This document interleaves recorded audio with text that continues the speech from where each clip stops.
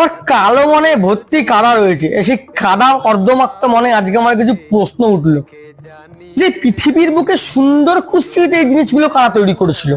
মানে এরকম যদি সে দেখতে না হয় তবে সে কুৎসিত, এরকম দেখতে হলে সে সুন্দর, মানে এই মাপকাঠিগুলো কে তৈরি করে গেছিল?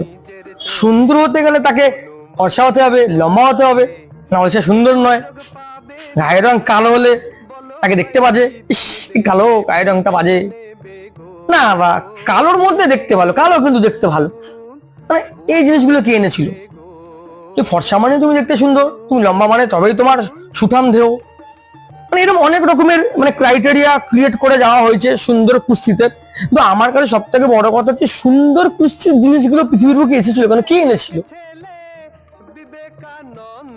আচ্ছা, আপনাদের কাছে উত্তর থাকলে দিয়ে দেবেন, আমার জানার বড় ইচ্ছা আছে, থাকলে দিয়ে দেবেন।